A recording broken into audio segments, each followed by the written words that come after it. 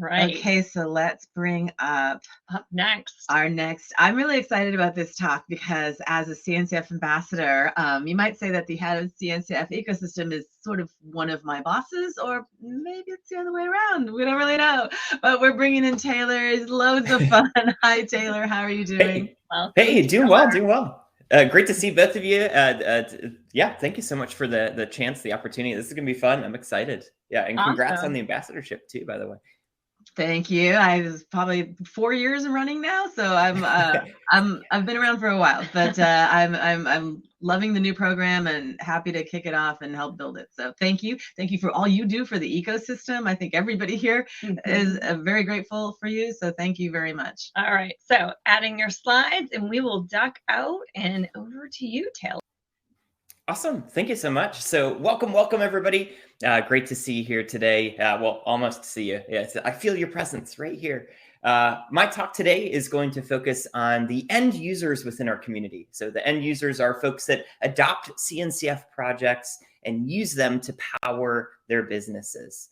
End users don't take the projects and resell them. It's just a core component within their tech stack, essentially. So that to answer the question, what is an end user?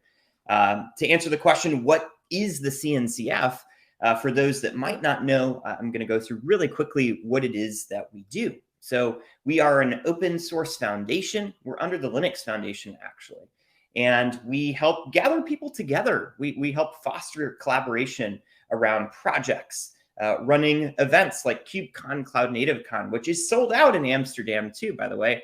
I'd tell you to sign up right now, but we've run out of tickets. So if you're going, I really am excited and hope to see you there. If not, definitely next time, please reach out. Always would still like to have a chat with you, even if you aren't able to go. So always working on quite a bit at the CNCF. If we take a look at some other numbers, I picked the month of May to look at because it's my birthday month. And of course, a really, really big favorite of mine. But if we take a look over the years here, we're seeing so much growth around projects, around contributions, and around even the countries from where people are contributing from. If we take a look at the map too, this has really changed as well. It used to be a lot of contributions coming from the United States to CNCF projects, but that's changing, and that's great to see. You'll also note that no Antarctica contributions in a sustainable or a sizable way. So maybe we could form a meetup and just, I like memes. I like kind of pushing the boundaries. So maybe one day we'll have our Antarctica meetup. Be a very interesting KubeCon location, to say the least. When we take a look at the end users, we just ran an annual survey and published the results in January. And one thing that was really notable was the fact that end users are using Kubernetes to manage their container workloads far more than non-end users as well. So what does that mean? Why is that? Why is this happening? And the answer is because non-end users are typically building their own systems, or they're big clouds or kind of manufacturers of other kinds of infrastructure. So that's like Google's Borg. A lot of big entities and tech entities will run their workloads like this, whereas end users are adopting CNCF projects because it helps them up-level their experience without having to build everything on their own.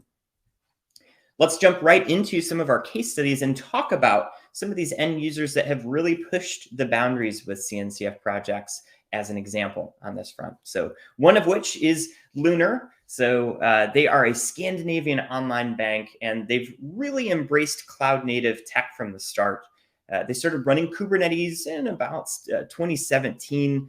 And as they were working with some of their workloads, they realized that they were actually losing some logs in their dev tests. So at that point in time, they realized things need to change. How can we up-level our experience here? So they did by adopting several CNCF projects and fine-tuning their workflows. They were able to enable better, more smooth releases every single day. Service all 250 of their microservices on that front, and then get up and running really quickly with Linkerd to be able to have a multi-cluster setup, which is great because as a bank, you would hope that the uptime is 5 or more 9s. Being able to access your money, incredibly important. So having that uptime is a core concern for a bank. One quote that I really liked from Casper on this front was that he calls out each of these projects too.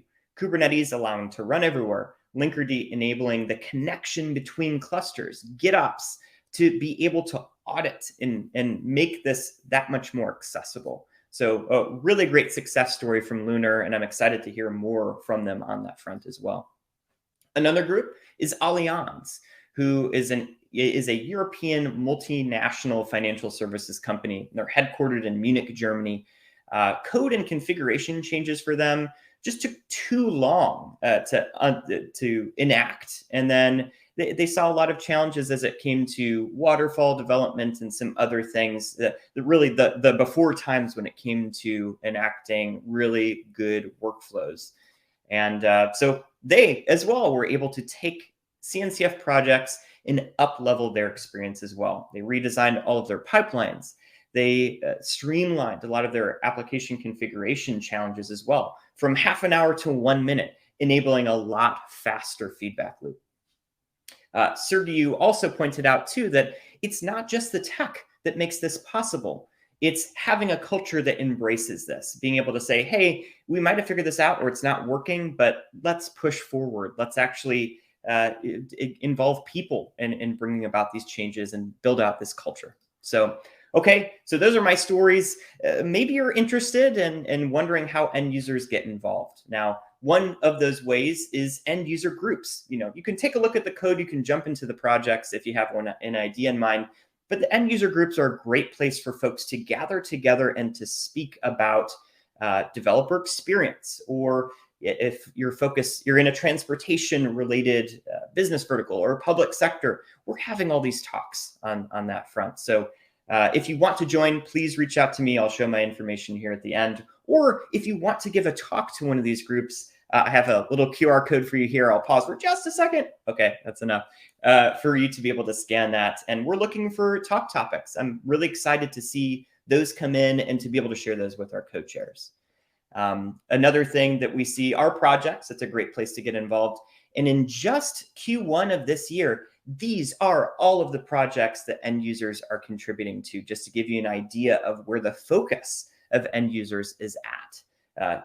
Kubernetes is absolutely on there. That's by far and away one of the more popular ones. But as you can see, so many other areas of focus, and that's just this year in Q1. And these are PRs that I'm looking at, not just contributions or comments, actual code getting contributed back. So with that, I would love to thank you for stopping by. I hope you enjoyed my lightning talk. It didn't thunder too much, but please feel free to reach out to me. I'd love to have a conversation with you. And thank you so much for attending Cube Crash on Innovation Day. Awesome. Thank you, Taylor. Hold on. I got you interview, it's just some backstage clicking. Thank you so much for that. And super excited to see you at KubeCon in Amsterdam. Yes. And we're expecting a few more puns from you. I know. There. Taylor's so famous for his, I won't say bad puns. I'll say entertaining puns or dad jokes or whatever you want to call them. But that's fine. Yeah, you were restricted by time. So come to Amsterdam and you'll hear Taylor and his whole repertoire of puns. Yeah. I can't wait. Thanks so much. Appreciate that.